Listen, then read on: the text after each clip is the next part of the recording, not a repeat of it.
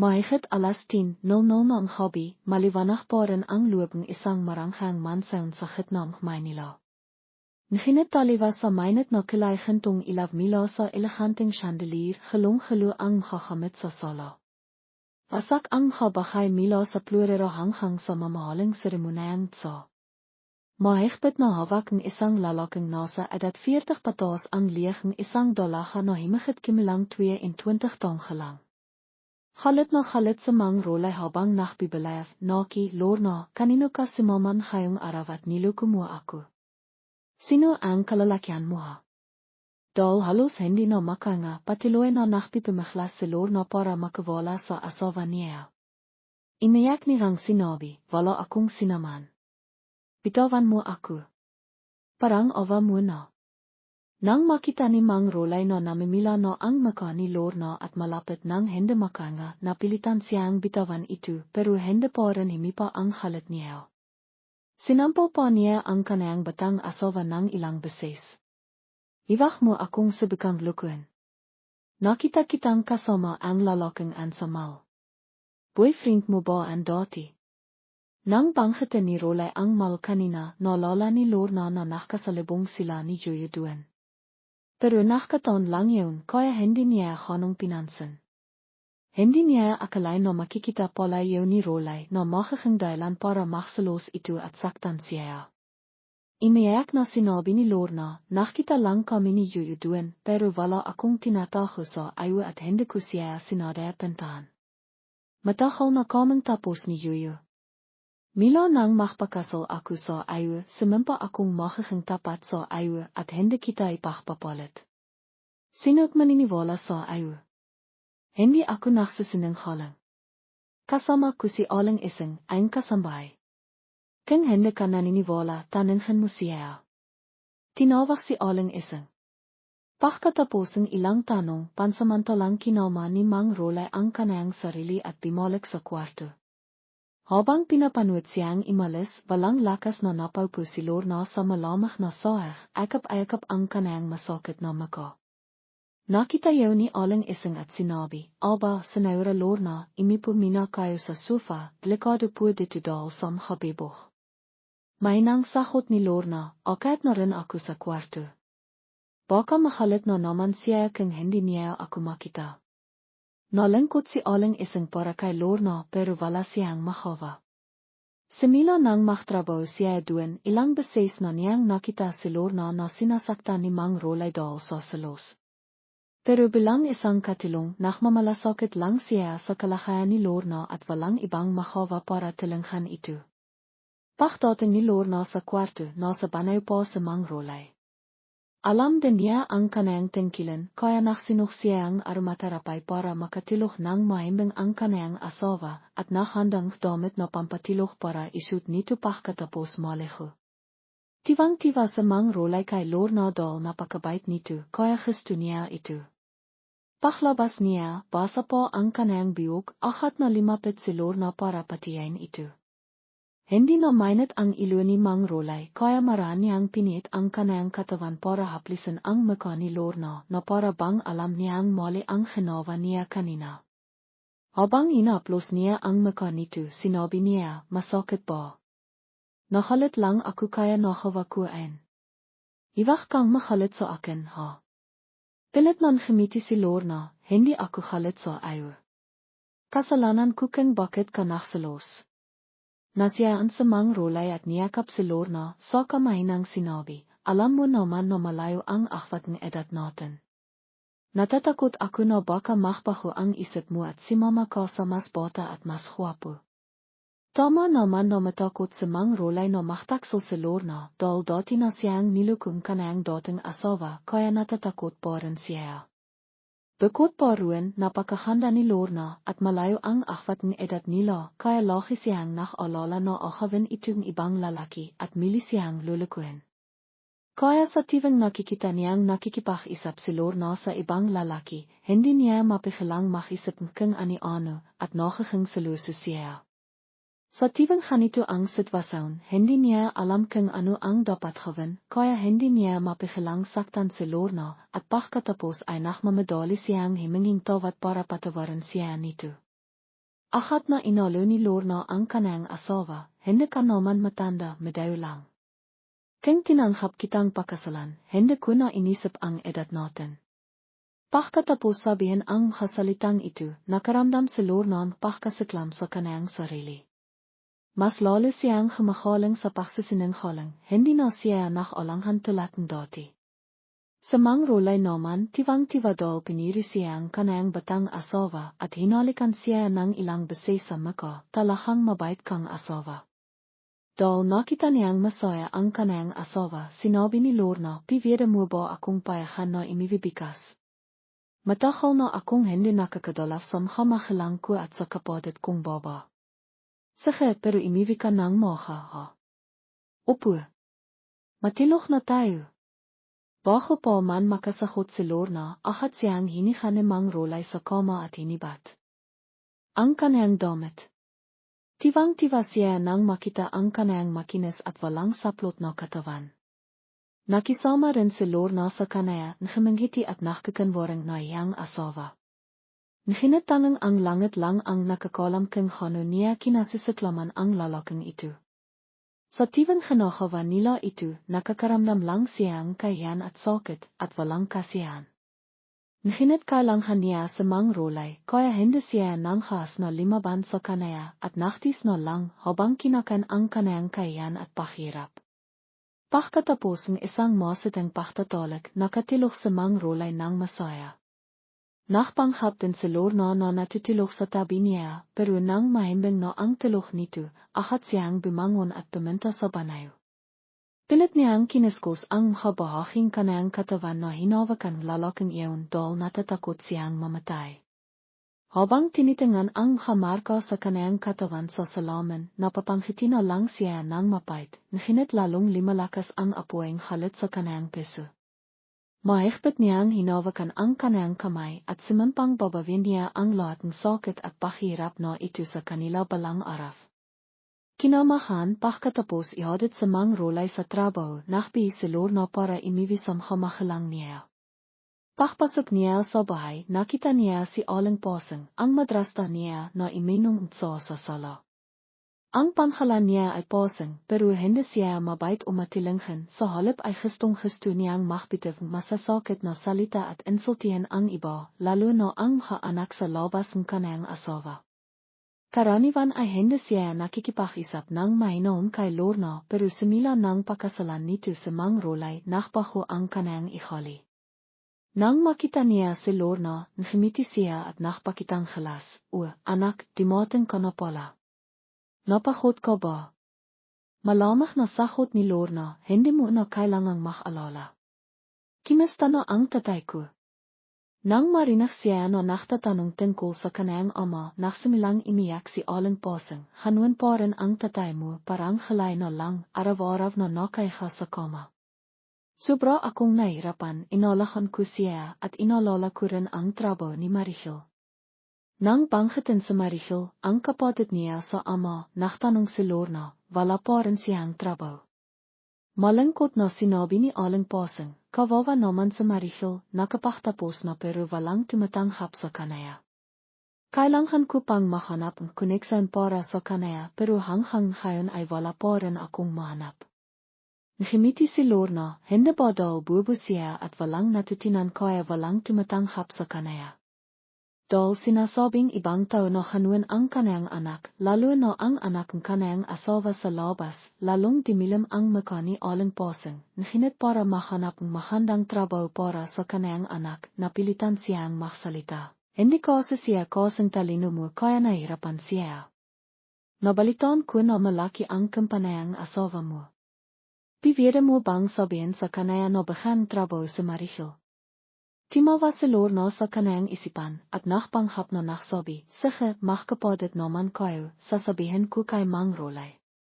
Pero iwak kang imasa, masyadong profesional siya at hindi siya basta-basta nakpapasok ng kamag-anak sa kampanaya. Basta sabihin mo lang kay Rolay, sigurado akong papayag siya. Babasahin ko siya. Agad na ako para dalawan sa tatay. Nang makita siyang pumayag na tilinghan ang kaniyang anak, lalong nohang malambing si Aling Pasang, sige, imakayat ko na. Maglilitu akong pahkan para sa ayu matahol ka na ring hindi nakakawi. Hindi niya pinansin ang sinabi nito at imakayat para dalawan ang kanayang ama.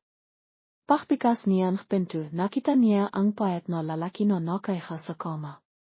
Nang makita siyang pimasok, akat na limiwanag ang kanayang mata. Gusto niyang humolaf pero hindi niya kaya tinitahan na lang siya.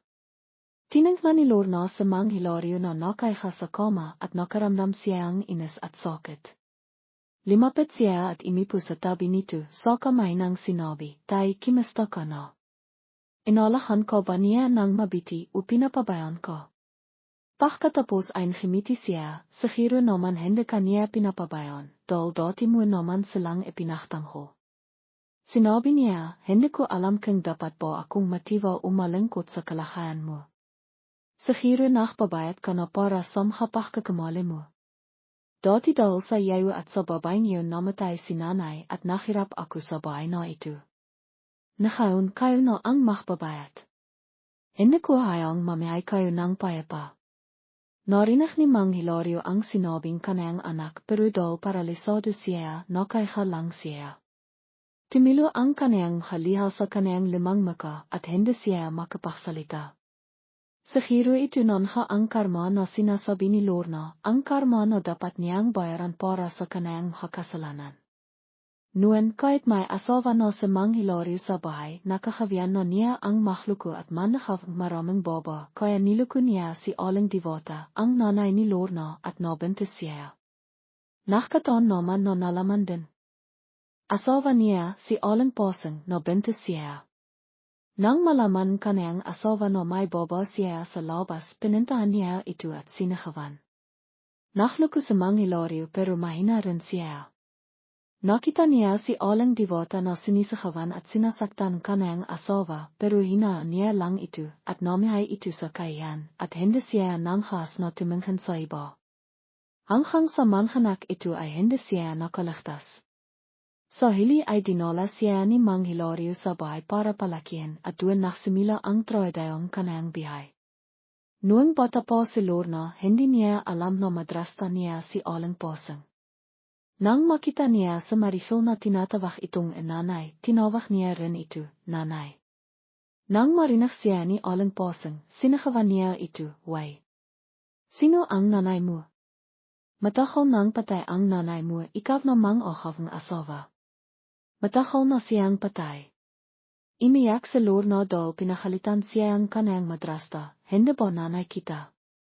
Tinitahan siya ni Aling Pasang, "Sasabihin ko sa iyo, hindi ako ang nanay mo. Tandaan mo at iwag mo akong tatawagin nanay, naintindihan mo?"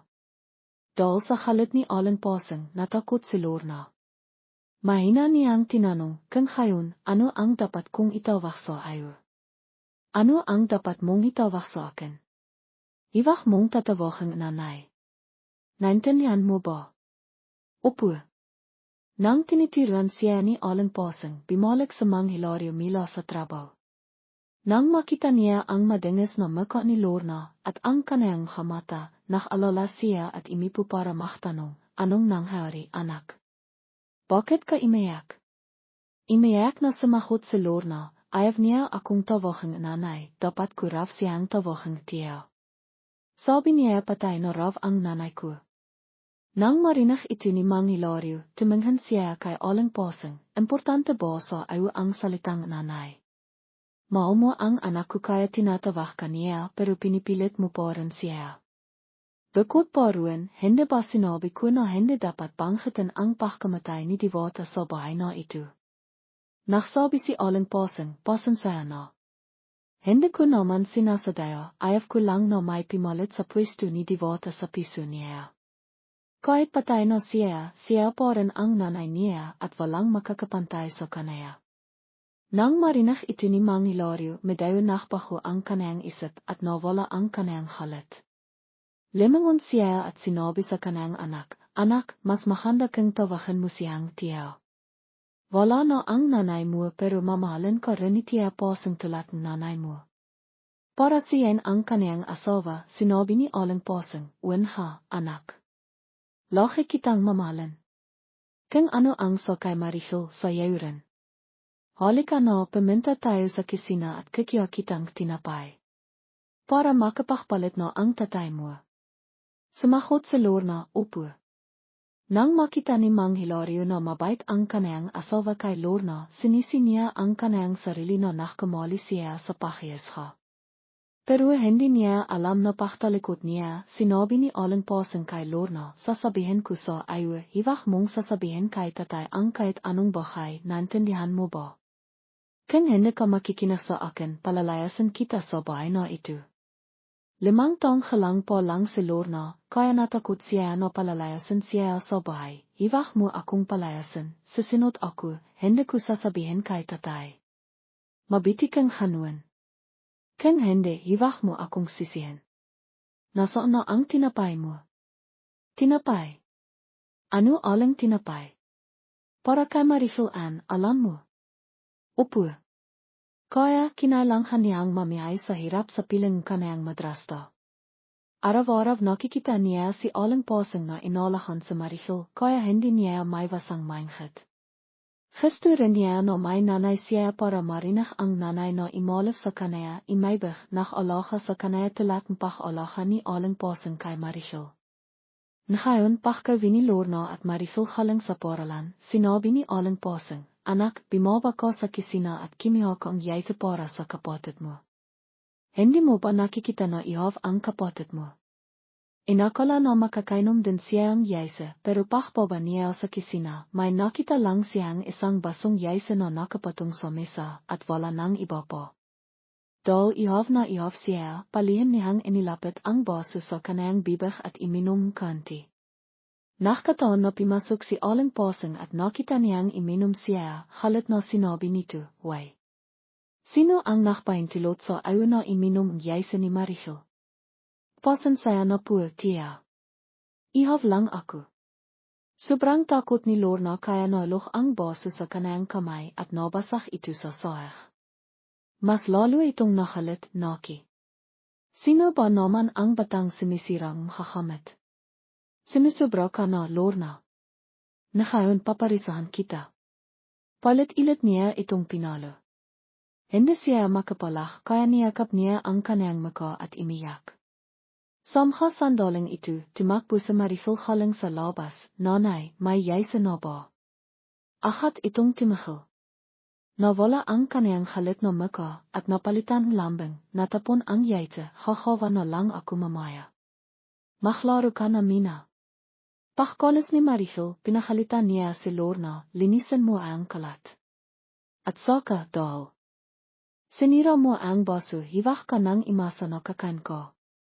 Sasabihin ko sa iyo, similan ngayon kung ano ang para kay Marifil, hindi mo dapat halawan. Naintindihan mo? Tinangnan niya ang kanayang madrasta ng may awa, upo, naintindihan ko na. Anong tinatayo-tayo mo pa diyan? Linisan mo na baka matapakan ka anak ko. Malangkot siyang naupo at naklinis makabasak na bibok sa sahig, at hindi timahal ang kanayang haliha. Getom at ihaw na siya, pero hindi siya pinakain, kaya hindi siya nanghas na sumahotal baka sabihin niya sa tatay at palayasin siya sa bahay. Pagkatapos maklinis, bumalik siya sa kwarto. Makalipas ang 2 oras ay hindi na niya kaya dahil kumikilo na ang kanayang tiyan. Habang natutulog si Aling Pasang at Marifil, bumaba siya para mahanap ng pagkain. Wala nang pagkain sa kaldero, tanging tutong na lang sa ilalim. Hindi siya imasa, kaya dinala niya ang natitirang tutong sa kanayang kwarto. Habang nakaupo siya sa kanayang maliit na kwarto, dahan-dahan niyang kinain ang tuyong tutong. Sobrang tigas nito kaya iminom siya ang tibig para hindi siya mabilaukan. Sanhayan ay wala na siyang ibang gusto niya lang na makawin na ahat ang tatay, dahil kapag imiwi siya, siguradong magiging mabait ang tiyan sa kanaya. Ngunit sa Hiro ay hindi alam ni Mang Hilario ang pagmamaltrato sa kanayang anak sa bahay. Kaya naktatrabaho siya buong araw sa kampanaya at naktatrabaho sa ibang lugar. Ang tungkol sa kanayang anak ay nakikialam niya sa kanayang asawa. Ngunit ang sinasabi ni Aling Pasang ay hindi maganda. Sasabihin niya na naklalaro si Lorna at ayaw nitong sumunod. Kaya nogalit pa siya sa kanyang anak at himina ang kanyang pagmamahal dito. Noong hapon ng ika-25 Desembre tinala niya si Lorna at Maricel sa palengke para bimiling bagong damit para sa Pasko. Pagkawin niya, may isang damit para kay Maricel at 2 damit lang para kay Lorna. Nang makita ito ni Mang Hilario, nagtanong siya, bakit ang konti lang pinili mo para kay Lorna? Sumagot si Aling Pasang, hindi ko naman sinasadya na bimiling kanti, nakpabili ko sa siyang mamahaling damit. Sinabihan ko siya pero ayaw niyang maniwala, nagalit pa siya at ayaw niyang maksikat, kaya bimili na lang akong 2 damit. Baka hindi makasaya. Nang marinig ito, hindi natiwa si Mang Hilario. Napaka-arte sa mirang edad. Tama lang ang ginawa mo. 2 damit lang ang bilin mo para sa kanaya para marinong siyang makapalaga sa pera. Pero iwag mong sisihin, bata pa siya, tiruan mo na lang. Talagang mabait kang ina, hindi ka lang naintindihan, iwag kang malungkot. Mahal na mahal ko siya, kaya hindi ako nalilungkot. Alam ko na nahihirapan siya dahil wala siyang nanay, kaya sinisibukan ko siyang mahalin. Pagkatapos malitas ang problema sa mga damit, dumating ang oras na pumunta ang pamilya sa bahayang lola. Sinabi ni Mang Hilario, mahanda na kayo para bumiyaya. Natiwa si Lorna nang marinig niyang pupunta sila sa labas, nagtanong siya kay Mang Hilario, sasama rin ba ako, tatay? Sinabi ko na sasama ang buong pamilya, diba? Sa kanayang kasabikan na mag-impakang gamit, miling nasalaypan ni Elena ang nakpabantang tingin ni Aling Meding. Tiniro siya nito gamit ang mga mata, nakpapaiwatig na dapat siyang tumanggi. Ang tingin nito ay nakakatakot kaya labis na natakot si Elena. Siya ay nakagilihan. Ang pagpunta sa outing ay masaya, ngunit hindi siya pinayagan kanayang tiyan, at ang pagsiway ay tiyak na hindi magdudulot ng magandang resulta. Kaya't pinakala ni Elena ang kanayang halak, at malungkot na sinabi kay Mang Bert, sige na po kayo tiyan, at si babay, hiwag na po akong si mama. Hindi nagustuhan ni Mang Bert ang kanayang sinabi, ano na naman ba itong ginagawa mo? Sumisira ka na naman kasihan. Hiwag kang ganan. Wala po akong ginagawa, bigla lang po akong si mama ang pakiramdam ko. Sana naman sumakit sa iyo. Ipakbili natin gamot. Masakit lang po ang tiyan ko. Sige na po kayo, hiwag niyo na po akong alalahanin. Nang makita ni Aling Meding na nakalangan si Mang Bert, agad siyang nagsalita, kung ayaw si mama ng bata, hiwag mo nang pilitin, hayaan mo na lang siyang makpahinga sa bahay. Sa pagkasabi nitong kaniyang asawa, si Mang Bert ay nagsabing, sige na nga, makpahinga ka na lang at makpagamot ka, mag-ingat ka. Opo. Nasiyaan si Aling Meding sa kanang nakamit at dahan-dahang inakayat si Elena sa kanang silid. Nang magsara ang pinto, ang kanang pagkakanwari ay nawala at pinalitan ng babala, ngayon matalino ka, sa susunod kapag sinabi ko yawn, dapat alam mo na ang sasabihin mo, narinig mo ba? Iwag mo akong hayaan na makpalala. Tahimik siyang tiningnan ni Elena at sa wakas ay mahinang sinabi, pero gusto ko rin pong si mamay. Si Mama San. Pipenta ang pamilya sa mga kamag-anak ni babay, hindi ka naman kamag-anak doon kaya bakit ka sasama. Iwag kang mahilo. Naglito na akong pakkan kung nakakitom ka bimaba ka sa kisina at kimain. Pagkasabi nito tumalikot siya. At limabas ang silid. Tiningnan siya ni Elena habang siya ay imalis, ngunit hindi siya nanghas na sabihin ang kahit ano, tila sanay na siyang abisihin ni Aling Meding. Ang likod ng 3 tao ay limabas ng hate at maring kinakat ni Elena ang kanayang labi habang pinapanood ang mukha ito. Kahit na siya ay bata pa, napaktanto na niya ang isang bahay, sila ang tinay na pamilya samantalang siya ay isang estrangero. Limipas ang panahon at sina Elena at babay ay naging 22 taong lang. Nakataon na sila ay isinilang sa parong araw, parong biwan at parong taon, kaya't ang kanilang mga karawan ay ipinaktiriwang ng magkasama. Itu rin marau ang pinakamalaking siwerte ni Elena hanggang ngayon dahil siya ay isinilang kasabay ni Bobby kung kaya niya lubos na natatamasa ang kanyang karawan. Ngayong taon din, naktipon ang pamilya ipang ipaktiwang ang kanilang karawan, ngunit ang pagkakaiba lamang ay sa pagkakataong ito ay matapang na dinala ni Elena ang kanyang kasintahan ipang ipakilala sa kanyang pamilya. Siya si Daniel ang lalaking minahal niya sa loob ng 3 taon sa kolehiyo, ngunit itinako niya hanggang ngayon. Sa sandaling pimasok si Daniel sa bahay, nakita rin siya ni Bobby at agad na timibok ang puso nito. Sa buong pagdiriwang, nakatitak lamang si Bobby sa kanaya. Nakita ni Aling Miring ang reaksyon kanyang anak at nanawan kung ano ang inisip nito, kaya't nang habang iyon ay nakpunta siya sa silid ng kanyang anak. Gusto mo ba si Daniel? Namimila at nahiwang sumagot si Bobby sa kanyang ina, ano ba ang nanay? Kasintahan siya ni Ate Elena, paano ko siya makagustuhan? Kamadong sumagot si Aling Miring, anong wala sa iyo? Basta't gusto mo, isa, dalawa, usampang Daniel po ang kikinin ko para sa iyo. Nakilat si Bobby sa kanyang ina, seryoso ka nanay. Haplos ni Aling Miring ang iluang kanyang anak, at timawa, o naman. Sabihin mo nga, simila pa nuang ina, mayroon bang bakay na ginusto mo na hindi ko naibigay sa iyo. Lalo na ngayong kasintahan siya ni Elena, gusto ko pang akawin mo siya. Hindi ka dapat makpatalo sa babaeng yun. Bakit ka galit kay Ate Elena? Sa tingin ko naman ay mabait siya sa iyo. Kahit anong gawin niya, hindi ko siya kailanman mamahalan dahil ninakaw ng ina niya ang tatay mo. Hindi rin kita papayagan na mahalan siya ang kaway natin. Sige, nakplano si Aling Miring ipang tulungan ang kanyang anak na akawin si Daniel. Ngayon, dumating si Daniel sa bahay ni Elena ngunit hindi niya ito nakita at makalang siyang nagtanong, nandiyan po ba si Elena? Timawa si Aling Miring, may biglang trabaho sa kumpanya ni Elena kaya imalis siya, hindi ba niya sinabi sa iyo? Imiling si Daniel, hindi po sinabi lang po niya sa akin na pumunta ako rito. Narinig ni Aling Miring ang sagot niya at napatawa sa kanyang isip. Totoo na sinabi niya kay Elena na tawagan si Daniel ipang pumunta sa bahay, ngunit pagkatapos ay sinadya niyang himanap ang dahilan ipang pumunta siya sa labas ng lungsod ipang kinin ang isang bahay para sa kanaya.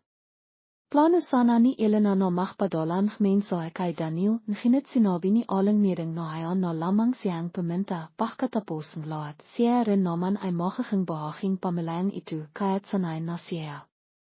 Nakpanghap siyang walang alam tungkol sa pag-imbita ni Elena kay Daniel at pinagsabihan pa niya ito, ang batang ito talaga, imalis nang hindi nagsasabi sa iyo. Hindi sinisi ni Daniel si Elena at naisip na may mahalagang bagay siyang ginagawa kaya't nagmadali siyang sinabi, ayos lang po yun, siguro may mahalagang bagay siyang ginagawa. Kung wala si Elena na iya akong magtagal, sige po alis na po ako. Hindi pimayag si Aling Miring na madali siyang imalis, sinibikan niyang pigilan si Daniel, kung wala si Elena, maaari ka namang makipag-isap sa akin at kay Bobby, mahal ka naman. Pagkasabi nito, malakas siyang timawag, Bobby. May bisita tayong gwapo. Sinabi na niya ito kaya't hindi na maaaring tumanggi si Daniel at napilitan siyang makipag-isap sa mag-ina. Nang makita niya si Bobby na bumaba, naiya siyang tumingin sa kanaya dahil masyadong refioling ang kanayang kasutan. Nakasut lamang itong maikling shorts at spaghetti strap na damit na parang ipinakmamalaki ang kanayang malaking dibdib at hindi pa ito naiya na imipo sa tabi niya kaya't sinibikan ni Daniel na limayo sa kanaya. Nakita ni Aling Miring ang kanayang ginawan ngunit hindi siya nakpakitang anumang reaksyon, ngumiti lamang siya. Madalas po kayong makita ni Elena. Hindi po masyado dahil nairang si Elena bilang sekretarya sa kumpanayang iding kaya abala siya. Nang marinig niya ang kumpanayang iding, malungkot na sinabi ni Aling Miring, natitiwa ako na nairang si Elena sa malaking kumpanaya, ngunit sa totoo lang, mas nakalala ako, lalo na sa iyo. Tumakilit si Daniel kay Aling Miring na may nagtatakang tingin, paano po ninayo nasabi yayon? Hindi ko po kayo maintindihan. Sa totoo lang, nakikita ko na masyadong malapit si Elena sa kanayang. bos. Minsan ay imiwi siyang alas 2 ng gabi at amoy alak po siya. Ang bos niya ay walang asawa o anak, kahit na medayo may edad na siya, mayaman naman siya, natatakot lang ako na matikso si Elena at hindi ka na niya kailanganin. Sumang-ayon din sa babay, tama ang sinasabi ni nanay, minsan nakikita ko si ate Elena na imiwi na may dalang harusas at mamahaling regalo. Kapag nagtatanong ako, sinasabi lang niya na bigayang kaibigan. Lumangkot ang mukha ni Daniel at ang kasalita ni Aling Mereng at babay ay parang asin sa kanayang peso. Nagsimilang maktida si Daniel, ngunit kailangan pa rin niyang makpanghap na kalmado. Ngumiti siya ipang makita ang makina na ayos pa siya, salamat po sa inyong pag-alala, ngunit matagal na kaming makasintahan ni Elena, alam ko kung ano ang pag-ihali niya. Hindi niya kailanman kakawang isang bahay na ikakasama ko. Sinasabi ko lang yan ipang makingat ko, ikaw ang manihang na gusto ko kaya't ayaw kong lukun ko. Sige po tatandaan ko po ang inyong sinabi, ngunit mayroon po akong malakang bahay na kailangan kong gawin kaya't magpapalam na po ako sa inyo. Ngumiti si Aling Mereng, kung may malakang bahay kang kailangan gawin, sige na. Pagkatapos ng pag-isap na ito, sigurado siyang maktidida si Daniel kay Elena, kahit na kalmado ang kanayang mukha, sigurado siyang nakakalihan siya. Ang boss na binanggit ni Aling Mereng kay Daniel ay walang iba kundi si Hason, ang direktor ng kumpaniyang eding. Siya ay isang matagumpay na lalaki, ngunit ang kanayang asawa ay nagtaksel sa kanaya at nakipaghiwalay sa kanaya, at wala rin siyang anak. Milo nang ipagkanilo siya ang kanayang asawa, nawalan siya ang interes sa kaso at abala rin siya sa kumpanaya, kaya't sa edad na 40 ay hindi pa rin siya nakapapakasal mili. Sinabi na siya ay higit sa 40 taong lang, ngunit daw masarap ang kanayang pagkain at masipag siyang mag-exercise, mas bata pa rin siya kaysa sa kanayang edad. Akala niya ay mananatili siyang hanghang sa kanayang pagtanda, ngunit nang makilala niya si Elena, milang timibok ang kanayang peso. Himingi siyang trabaho bilang kanayang sekretarya at araw-araw silang magkasama mila hanghang gabi, kaya't hindi nila namalayan na nalok na sila sa isa't isa. Ipinahayag na niya ang kanayang nararamdaman kay Elena, ngunit tumanggi siya daw mayroon na siyang kasintahan.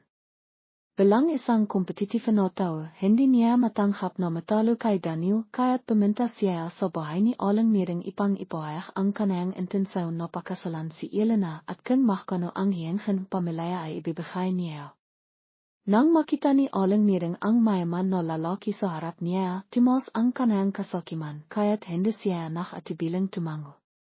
Naalala pa ni Elena nang imiwi siya, nang sabihin sa kanaya ni Aling Mereng, ngayon pumunta si Hason para hanapin ako, at sinabi niyang gusto ka niyang pakasalan. Nakikita ko na medayo may edad na siya, ngunit mayaman siya, kaya't ikaw ay kakanda ang bihay. Hindi ka na rin bata, dapat isipin mo na ang pagpapakasal. Karaniwan na susundan niya si Aling Mereng, ngunit ito ay isang malakang desisyon sa kanayang bihay kaya't hindi siya pimayag. Sinabi niya, tita, alam niyo naman na may kasintahan na ako, paano ako papayag na pakasalan sa Hason? Pareho kaming edad ni babay, bakit hindi niyo siya ipakilala kay Hason? Nang marinig ito ni Aling Mereng, nakalit siya, gusto kaniyang pakasalan kaya paano ko ipapakilala sa babay? At ikaw, dapat mong isipin kung ano ang mas malaka. Mahkano ba ang pera ni Daniel, kapag pinakasalan mo sa Hason, kakanda ang bihay mo?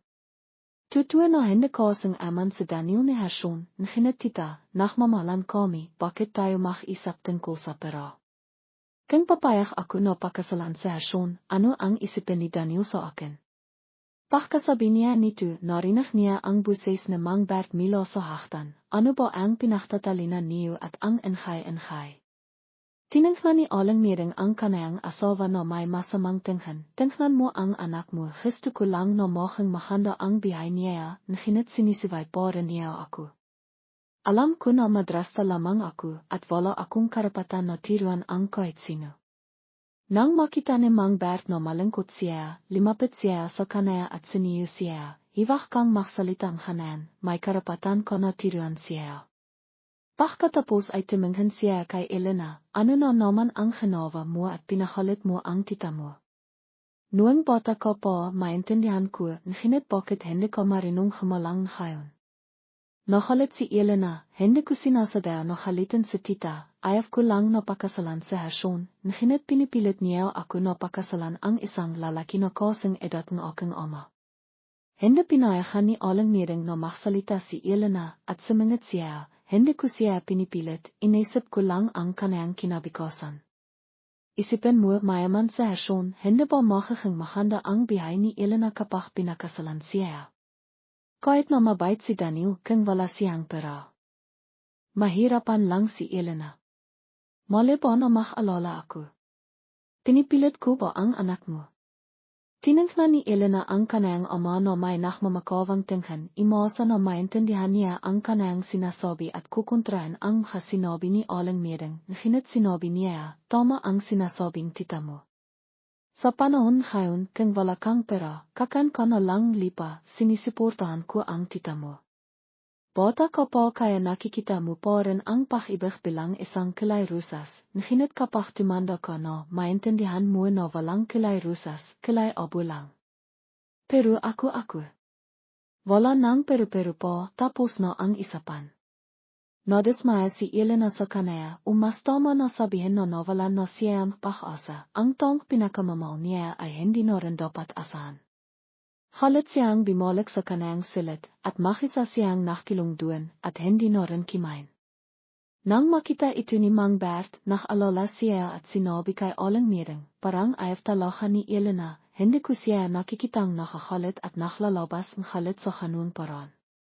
Nakakalit lang siyang kanti at nakalala ka na kung palaki mo siyang bibigyan gusto niya, masisira siya, hayaan mo na akong bala. Paano mo kakawin? Madali lang ito, kakawin ko lang itong bigas na bigas. Pagkasabi nito, sinimilan ni aling miring ang kanayang plano na pilitin si Elena na pakasalan sa Hershon. Nang habang iyon linggo, nakpasaya ang pamilya na kimain sa labas, at dahil masaya ang lahat, iminom din silang kanting alak.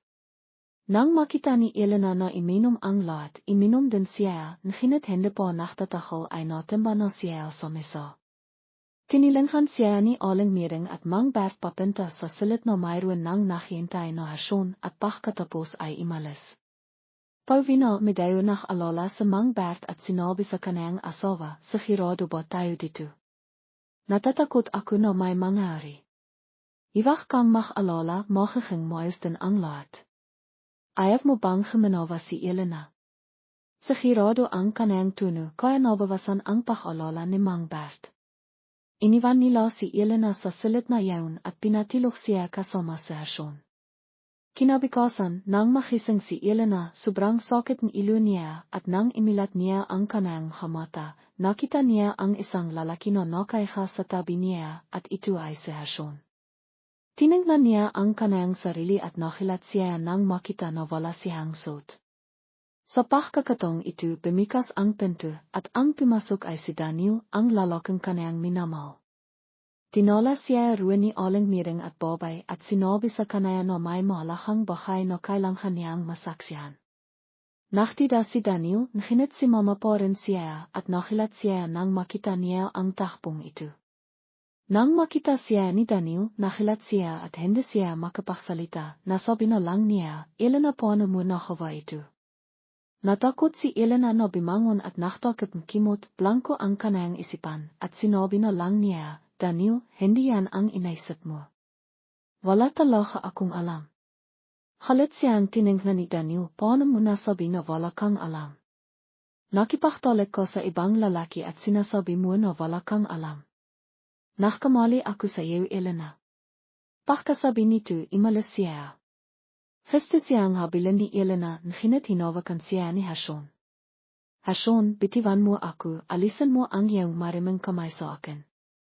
Timawa siya, hindi kita bibitawan, akin ka nun ngayon. Habang nag-agawan sila, miling bumikas ang pinto, at pimasok sa Mang Bert, aling miring, at babay. Mila noon ay naging komplikado ang lahat, kahit anong sabihin ni Elena, hindi siya pinaniwalaan, at sinabi nilang kisang loob siyang nakipagtalik kay Hershon. Sa lopeng panahon yaon, tivang malala niya itu, nasasaktan siya at nogang isang walang bihay no katawan, naktataho sa kanang silit at imayak, at hindi siya nang khas no himarap sa kahit sino. Sinibikan niyang tawahan si Daniel, ngunit hindi niya sinahot ang kanang tawag, at hindi rin siya nakita nang pumunta siya sa bahay niya. Nachtisa siya ang kasalanang hindi niya ginawa, nachtisa siya ang pagtataksel ngunit hindi siya makapagpaliwanag. Imiyak siya sa isang sulok at namamaha ang kanang hamata hanggang sa isang araw nang marinig niya ang isa pa ni Mang Bert at aling meding napagtanto niya na biktima lamang siyang kanilang masamang plano. Ginawa nila siyang isang bahay na ipinakpalit, ibinenta nila ang kanang pagkababa ipang makakiyang kayamanan at kaliwalatian. Sa sandaling yaon, nalaman ni Elena na hindi na siya maring imiyak dahil siguro ay naubos na ang kanang haliha dahil sa makatong may masamang piso na ito. Pagkatapos ang araw na yaon, lumabas si Elena sa kanang silit at ang inang bahay na sinabi niya ay sumasang-ayon siyang pakasalan sa Hason at nang marinig nila ito, nahalak ang lahat at dinala ni Hason ang kanang duvray ipang pakasalan siya. Sa araw bago siya pakasalan, imiyak niyang inilahay ang kanang litrato kasama si Daniel sa drawer at nilok ito at Milan ngayon ay hindi na niya ito bubuksan. Pagkatapos Mila nang si Mama siya kay Hason, ang kanang piso na pinuong pagmamahal ay namatay at napalitan ang halit. Pagkatapos ang kasal, dahil natatakot si Elena sa sasabihin makatao sa kumpanaya, lumipat siya sa ibang trabaho, at si Mang Bert ay pinarisahan dahil sa kanayang masasamang gawain, na aksidente siya sa trapiko at naparalisa, at habang bihay siyang nakaiha sa koma. Nang malala niya ang mga ito, mas kinamihan niya sila. Nakangit siya ang mahanghipin at sinabi kay Mang Bert na nakaiha sa koma, maghintay ka, gagawin ko na mahtisa ang makina, ipang malaman nila ang pakiramdam pagkawala at sakit. Pagkasabi niya nito, imalis siya, at si Mang Bert ay nakaiha lang sa koma at tiningnan siya. Pagdating niya sa hagdan, nakita niya si babay na imiwi at nang makita siya, tinanong niya, Ate Elena, bimisita ka ba at hindi mo sinabi sa akin? Bahay ko ito, kailangan ko pa bang sabihin sa iyo kapag bimibisita ako? Mabilis na imiling sa babay, hiwag mo akong malintindihan, hindi yan ang ibig kong sabihin. Sa pagkakataong ito, lumabas si Aling Meding Mila sa kusina, at nang makita niya ang kanang anak, sinabi niya, Nakmano ka na ba sa iyong ate? Hindi pa po. Bimisita siya sa atin ngayon, nang ako pa siyang hanapan akong trabong kanang asawa. Similay ang hamata ni babay, talaga nanay. Uwan naman magpasalamat ko sa iyong ate Elena. Masayang tiningnan ni babay si Elena, salamat ate Elena. Malamang siyang tiningnan ni Elena, walang dapat ipagpasalamat, mana na ako. Bakit ka alis agad? Tapos na akong maglito, kimain kami na bago ka imalis. Hindi na kailangan, hindi ako sanay sa pagkain niyo. Sa pagkakataong ito, nakalit na si Aling Meding, ngunit dahil sa kanayang anak, napilitan siyang mahtis. Uwan nga pala, makapagkaing probinsya lang ang alam kong Latin, hindi ito angkop sa katayan mo. Hindi siya sinahot ni Elena, malamang siyang tumalikot at imalis. Halit na ikiniyom ni Aling Meding ang kanayang kamay nang makita niya siyang imalis at nakmiro bastos, imasta dahil may pera. Nakikita ang kanayang ina na hanuan, si Leah ay nainis at naksabi, Nay, hiwag ka nang magsalita.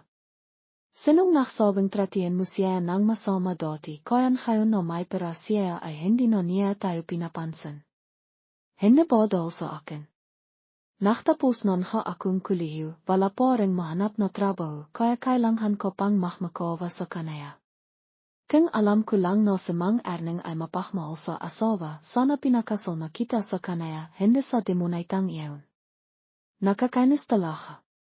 Sa kanayang inis, dinala niya ang pagkain sa kwarto para pakainin si Mang Yuse. Habang pinapakain niya ito, nakangit siya, tignan mo ang mong anak, nakmamatos ng ngayon na may pera. Kung hindi dahil sa akin, sino kaya ang nakalaga sa kanaya noon? Siya at ang kanayang ina ay parang nakakainis. Sa kabilaan pachtatalo sa machina ni aling ising, balang kasihan si Elena.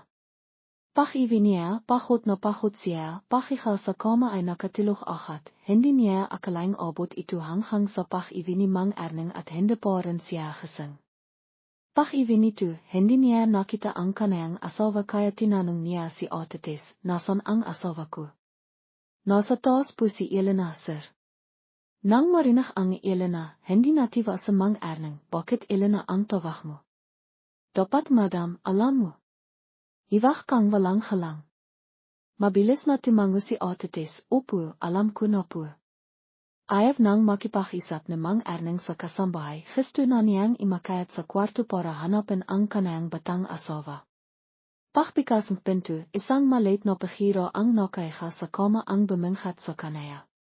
Gustong-gusto ni mang erning ang ganitong itsura ni Elena, hindi na siya nakatibili at limapit dito. Ang kakamay niyang himawakang sonson ang nakpagising kay Elena. Naktataka niyang tiningnan ang lalaking nasa harap niya, dahil inantok pa siya kaya pos ang buses ni Elena, kailan ka dumating. Masayang sumahot sa mang erning, ngayon lang. Pachot ka ba kaya ka nakatiluch ng ganito katagal? Nang marinig niya ang tanong nito, naksumilang imiyak si Elena, pachot na pachot talaga ako. Nataranta sa mang erning nang imiyak si Elena, akat niyang tinanong kung ano ang nangyari, sinong gumawa sa iyo nito.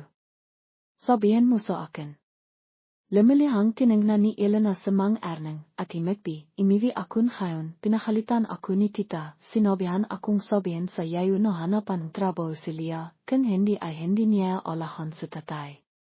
Alam mo naman na may sakit sa tatay at nakaihalang eh. Nang marinig ito, nakalit sa mang erning, panghalawang ina lang naman siya, anong karapatan niyang pakalitan ko? Iwag ka nang bumalik sa bahay na yawn. Hindi pwede. Siya ang nakalaga kay tatay, hindi ko siya pwedeng pabayaan. Nakisip sa mang erning bago sabihin sa kanayang asawa, sige, hanapan ko siyang trabaho. Tutuwa. Werkelang po ang tao sa atyenteng departement ng kumpanaya, pwede siyang magtrabaho doon. Naglambinghan ang dalawa sa itaas hanghang hobby bago kimain. Masayang nakupusi. Mang erning sa tabi ni Elena, pinapanood itong timawag kay aling ising. Pachtawag niya, may sumahot akat sa kabilang linaya. Halo, si ising ito. Bakit ka napatawag?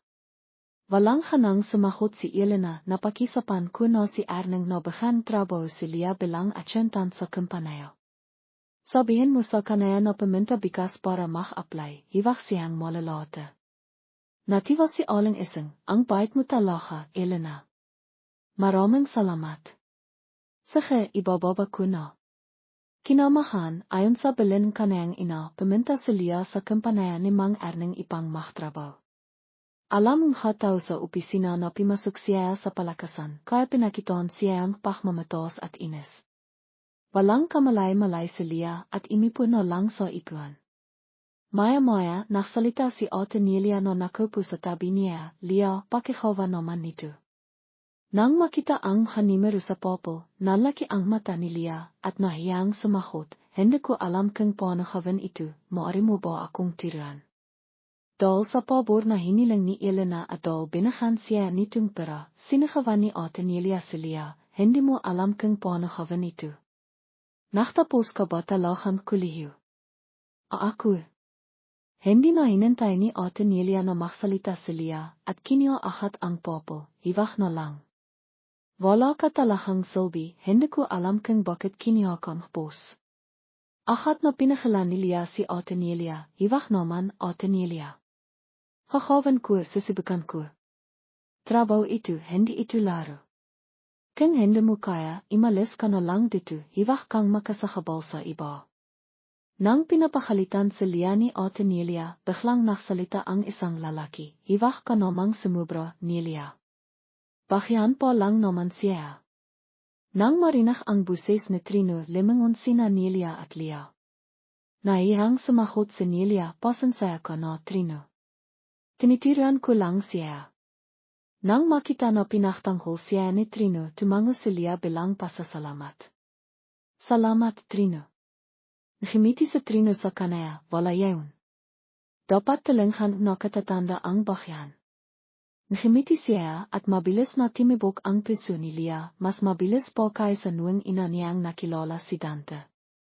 Likas na madaling moan luwe si Lia, kapag may lalakang nakpakitang kabaitan sa kanaya, ahat siyang nakakakisto dito. Nang nakpapanghap siyang naiya, sinabi ni Trino sa kanaya, halika, tutiruan kita kang panakawan ito. Hindi nakatibili si Lia at imipo sa tabi niya. Ang kanayang buses ay naksimilang maksalita ng doan-doan at namila ang kanayang hatayngha. Nang tinawag siya ni Trino ilang beses, nakilat si Lia. Naiya siyang tiningnan si Trino at bimolek sa kanayang ipuan. Naktrabaho si Lia hanggang hapon at hindi nakalimitang tumango kay Trino bago imiwi. Pag-iwi niya, tinanong siya ni Aling Isang, "Kamusta ang trabaho mo ngayon?" Nakangitang sumagot si Lia, "Okay lang, nay." Tumango si Aling Isang, "Mukhang maayos ang ginawa ni Elena, ah." Para hong masaya ang mag-ina, bawat isa ay may iba't ibang dahilan, ngunit hindi nila alam na ito ay katahimikan bago ang bahayo. Samantala pagkalis ni Elena sa trabaho ay nakita niya si Dante na nakaparada sa harap ng kanayang kumpanaya. Natatakot siyang makita siya ni Mang Erneng, kaya nakpanghap siyang hindi niya ito kilala, ngunit nang limampas siya, hinawakan siya ni Dante sa kamay. Nainis na tiningnan ni Elena si Dante, "Ano ba? Bitawan mo ang kamay ko baka makita tayo ang asawa ko." Kamadong tiningnan siya ni Dante, "Wala dito ang asawa mo, si mama ko sa akin." Hindi na siya hinintay na sumagot, hinila siya ni Dante sa sasakyan at imalis. Nang makarating sa liblib na lugar, himinto ang sasakyan. Limangon si Elena at naktanong, "Ano ba talaga ang nangyayari? Sabihin mo sa akin." Hindi siya sinagot ni Dante, ahat niyang niyakap si Elena at hinalikan ito sa lobby. Natagalan si Elena. Gusto niya itong itilak, ngunit hindi siya pinayagan ang kaniyang peso. Nang makita ni Dante na hindi siya tumatanggi, lalo pa siyang limapit, hanggang sa hindi na siya makahinga ay himinto siya. Himingal si Elena at sinampal si Dante, "Baliw ka na ba? Alam mo ba ang ginagawa mo?" Simahap si Dante sa kanaya, "Baliw na ako. Hindi ko matanghap na makita kang kasama ang matandang yaon, pinipakilan ko ang aking damdamin." Tiningnan siya ni Elena, "Anong makakawa ko kung baliw ako? Asawa na akong iba, tapos na tayo, Dante. Dahil sa halit kaya ako napunta sa kanaya, kung makapakihanti ako sa kanilang dalawa, magiging masaya ba ako? Sulit ba ang pagpapalit ng aking kaligayaan para sa halit?" Nakisip siya at tiningnan ang labas ng sasakyan at nakbentong hininga, "Sulit. Basta hindi mapayapa ang bihayang mag-inang yaon, handa akong mamatay." Tiningnan ni Dante ang kanayang mata, wala na ang kawalang malay na nakita niya nuwang ina silang nakita, na pinuno itong halit na bimabalot sa kanayang peso. Tahimik silang nakaupo sa sasakyan, walang nagsasalita. Maya-maya, nagsalita si Elena, "Ihatid mo na ako sa kumpanaya para kinan ang sasakyan ko, baka hindi matiwa ang asawa ko kung malalata ako." Walang imeksidante at sinintok ang manibela. Pagkatapos ay mabilis na bumalik sa kumpanaya. Bago bumaba si Elena, sinabi niya, "Hiwag ka ng magpakatanga, hindi ako karapat-dapat sa iyo." Walang makawa si Dante kundi panurin siyang imalis. Hindi niya alam kung anong gagawin para pigilan siya. Ayaw niyang malihap siyang landas, ayaw niyang isakripisyo ang kanayang bihay para sa halit, ngunit hindi nakikinig si Elena kahit kanino, kahit anong payo ang ibigay niya ay walang saysay. Minsan nakikita ni Dante ang kanayang sarili na walang silbi. Sinabi niya na mahal niya si Elena, ngunit wala pa siyang nagawa para sa kanaya. Kahit ang babaeng mahal niya ay napilitang makipagtalik sa ibang lalaki at wala siyang kamalay-malay, pinakalitan po niya ito. Ang pinagsisihan ni Dante ay hindi siya naniwala kay Elena, hindi siya naniwala sa kanilang pagmamahalan. Kung nakinig lang siya sa mga sinabi ni Elena, kung naniwala lang siya dito, sana hindi siya imabot sa kanito. Naalala po ni Dante ang araw pagkatapos ng kasal ni Elena, sinama ni Aling Isang si Lia para hanapin siya. Nang makita niya sila, ayaw niyang makita sila, nginedol sa itang na loob ay nakipag-isap na lang siya sa kanila. Nakamit nangmag inang Lia ang kanilang layunin na ipakasal si Elena at napahiwalay po nila sina Dante at Elena kaya masayang-masaya sila. Tinangnan ni Aling Isang ang mapitlo at payat na mukha ni Dante at nakpanghap na nova, maiman ha si Elena pero hindi niya alam kung paano palahan. Napakabait mo pero sinaktan ko pa rin niya. Pasensya ko na hindi ko alam kung paano tiruan ang aking anak. Hinawa kanila ang kanang kamay at inalo siya, hindi ko rin akalain na makakawa yun ni Ate Elena. Iwag ka nang moking malungkot, wala na siyang pakialam sa atin Ahat na binawi ni Dante ang kanang kamay at sinabi, salamat sa pag-alala ninayo sa akin, nginetapos na ang lahat. Isipin na lang natin na hindi kami para sa isa't isa. Kung nakpasaya si Elena na si Mama sa iba, wala na akong makakawa, sana moking masaya siya sa kanang desisyon. Hindi natiwa ang makina sa kanang reaksyon. Hindi nila maintindihan kung bakit siya nagre-react ngayon. Dapat pakalitan niya si Elena, dapat isampan niya na hindi siya magiging masaya, hindi niya dapat sabihin ang makapagpati na yun. Ayaw nang makipag-isap ni Dante sa kanila, tumayo siya at sinabi, medayo pakot na ako, maina na ako. Pagkatapos ay imalis siya sa coffee shop. Nang makita siyang imalis, sinabi ni Lia sa kanang ina, ang tanga niya. Sinong magpabriyak up sa kanang girlfriendol nakipagtalik siya sa ibang lalaki at sasabihin na mukhang masaya ito. Hindi sayang ang haplano natin para matilok si Ate Elena kay Mang Erneng, napahiwalay natin sila pero walang nangyari nakakainis. Hinahot ni Aling Isang ang likod ng kanang anak, hiwag kang mahalit, anak. Kung hanan siya katanga, walang mangyayari kung gusto mo siya, hanapan kitang iba na mas mahisay. Sa totoo lang, hindi naman gusto ni Lia si Dante ng sobra, nang makita niya ang reaksyon ni Dante, hindi na siya interesado kaya ahat siyang sumiko. Ngunit hindi nila alam na narinig lahat ni Dante ang kanilang pinag-isapan. Naiwan niya ang kanayang hamit kaya bumalik siya, ngunit narinig niya ang nakakahilat na isapan. Nakalit si Dante at pimasok, nakilat ang makina. Hindi ko akalain na makakawa ninayo ang ganitong kalipitan, napakatanga ko kaya naniwala ako sa inayo. Natakot si Lia kaya hindi siya makapagsalita, Dante, hindi ito ang inisip mo, misunderstanding lang ito. Anong misunderstanding? Narinig ko kayong makina, hindi ako nakakamali. Nasisika ako sa inayong kasamaan. Sa pagkakataong ito, hindi na gustong itago ni Aling Isang, inamin niya, niloko naman si Elena para matilok kay Mang Erneng, anon ngayon. Ikaw naman ang inang hindi naniwala kay Elena kaya hiwag kang sisihin. Si Elena ay asawa ng iba, may ambag ka rin doon kung naniwala ka sa kanaya, makakawa ba naman yun? Hindi makapagsalita si Dante, ang sama-sama ninayo. Nakang balif si Dante at hinanap si Elena, sinibikan niyang tawagan siya, ngunit hindi niya makontakto pinalitan na niya ang kanayang numero. Pinintahan ni Dante ang kampanaya ni Elena, ngunit hindi siya pinapasok ng kwarto, sinabi niya na sabihin kay Elena na gusto niya siyang makusap, ngunit ayaw siyang kusapin ni Elena. Walang nakawa si Dante kundi maghintay sa harap ng kampanaya, hinihintay niya na lumabas si Elena para makusap siya. Nang makita niya si Elena na lumabas, tumakbo siya at hinawakan ang kanang kamay. Elena, makinig ka sa akin kahit sandali lang. Ahat na binawi ni Elena ang kanang kamay at sinabi, wala na tayong dapat pag-isapan, imalis ka na gusto ko nang imiwi. Hindi nakinig si Dante at parang tanga na hinila si Elena, hiwag mong sabihin yan, please. Nagkamali ako. Sa pagkakataong ito, may iminto na sasakyan sa harap nila, ahat na bumaba sa Mang Erneng. Nang makita niya sa Mang Erneng, sumandal ahat si Elena sa kanaya, pagkatapos ay tiningnan niya si Dante ng may. Kakaibang tingin, nandito na ang asawa ko, hiwag mo na akong istorbuhin, ayaw kong maksalos ang asawa ko. Pagkatapos, siniyo niya sa Mang Erneng, asawa ko, imiwi na tayo, pahot na ako. Tiningnan ni Mang Erneng si Dante nang may pagmamataas.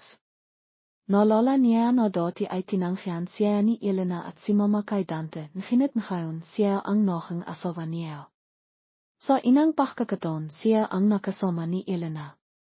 Sa pag-isip na yaon naramdaman niyang naktahampay siya. Niyakap niya ang malambot na katawan ni Elena at sinabi, "Uwe, imiwi na tayo, nakpalito akong masasarap na pagkain sa katilong para limakas ko." Ngumiti si Elena sa kanya, "Sige."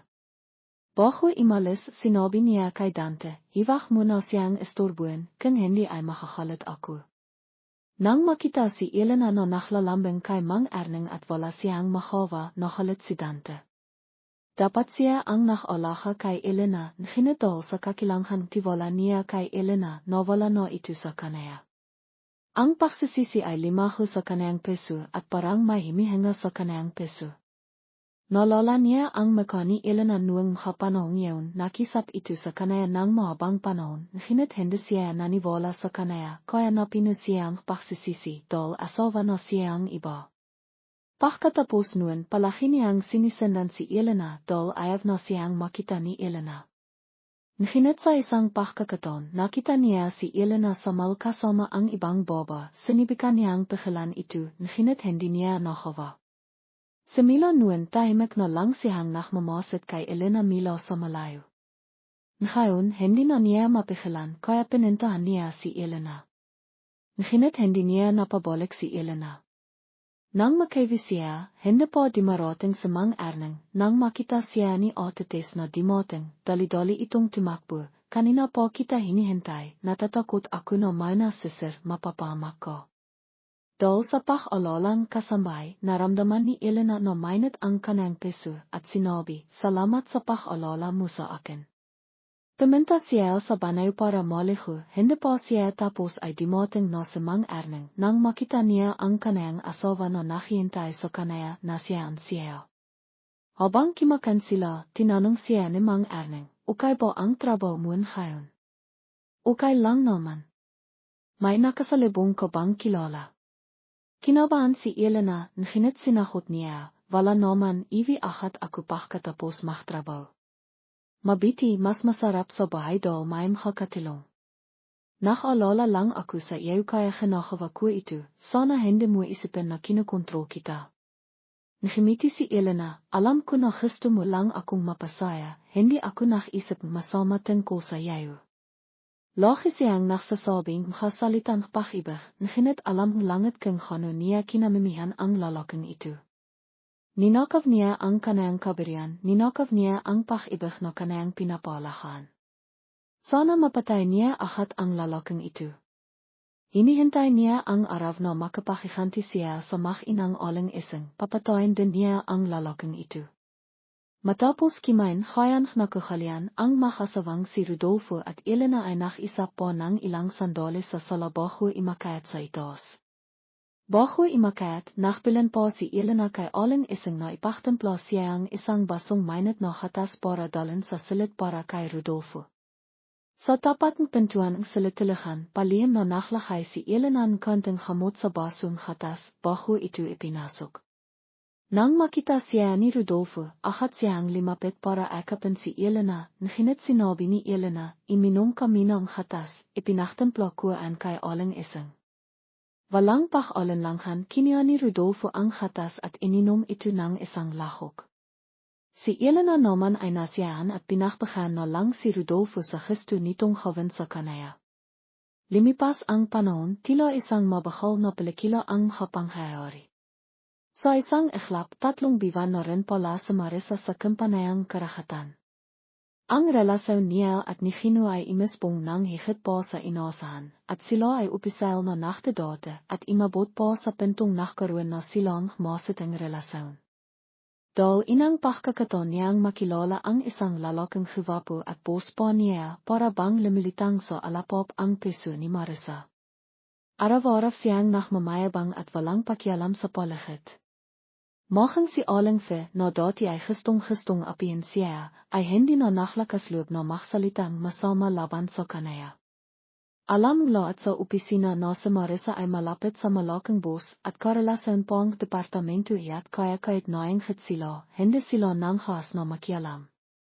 Nang malaman ni alang belen na naging nubayong anak niya sa Gino, hindi niya timahal sa pakbilan kay Marissa, kailangan mong bantayan ng mabiti sa Gino, hindi basta-basta ang sivalduang department yat sa kampanayang karahatan. Sabi nila ay ilang libong piso kada bivan baka po raw mapromote poan. Ang isang lalaking tulad niya, maraming nakakahistoryan. Nakupo si Marissa sa sofa at nakaibang na sinabi sa kanyang ina, "Hiwag kang mag-alala, mama. Hawak ko na siya sa palat ko, hindi na siya makakatakas pa. Hindi ba't kanandan ang sinabi mo noong nakilala mo si Ben?"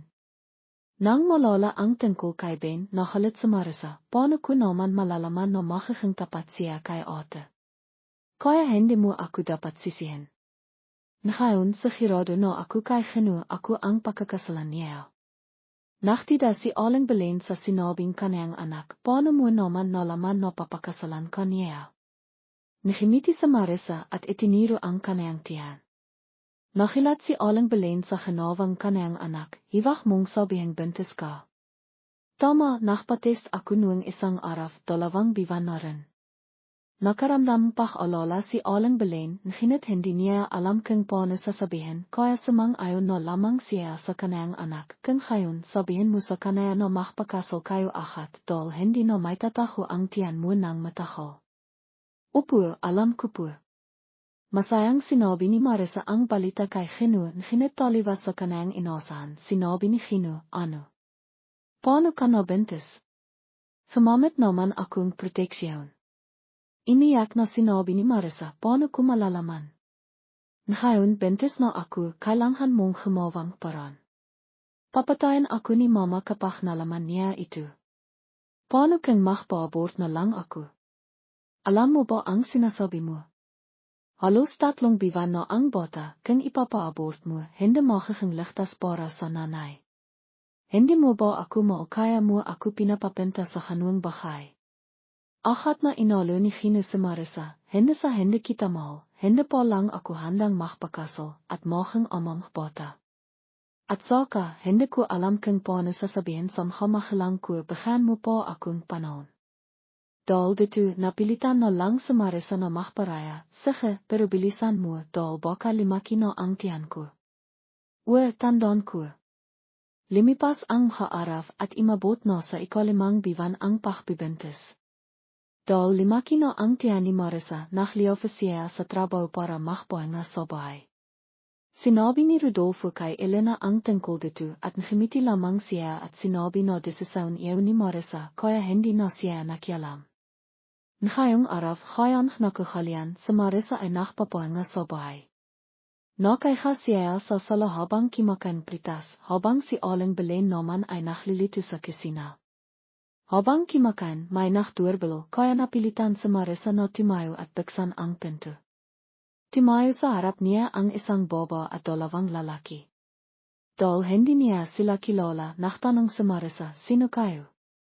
Anong kailangan niyo?" Tinangan siya ang baba mila ilo hanghang po at nagtanong, "Ikaw po si Marissa?" Tumango si Marissa, "Ako nga si Marissa. Anong kailangan niyo?" Pagkatapos niyang sumagot, agad na hinablot ng baba ang bihok ni Marissa at simakaf, "Hayop ka, sa wakas natakpian din kita. Ngayon papatayin kita." Dahil hinablot ang bihok niya, simakaf si Marissa, "Sino ka? Bakit mo ako sinasaktan? Asawa ako ni Gino, kalahiyo ka." Dahil sa sagot ng baba, natigilan si Marissa. Sinabi niya, "Asawa ka ni Gino." Sabi niya sa akin, "Wala pa siyang asawa. Wala akong pakialam kung anong sinabi niya sa iyo, ang alam ko lang, ngayon papatayin kita at ang anak mo. Ipapakita ko sa inyo kung paano gumalang." Nagsabang bantay ang lalaki at kinikianan pa ang video ang pagbibigbuch kay Marissa. Palit-ilit na sinintok ng baba sa Marissa at ang 5 laking tiyan niya, kaya simakaf siya sa sakit. Rinig ang kanyang sigaw sa loob ng bahay. Nang marinig ng aling belen ang sigaw ng kanyang anak, agad siyang tumakbo palabas, at nang makita ang sinapit ng kanyang anak, agad siyang sumagot, ngunit pinakilan siya ang lalaki. Nang makita nilang napawak si Marissa sa kanyang tiyan at dumidiho, natakot sila at tumakas. Agat na timakbo si Aling Belen para alalayan ang kanyang anak, Marissa, ukay ko lang ba? Anak. Simahaf sa Marissa sa sakit, ang sakit-sakit, mama. Ang sakit.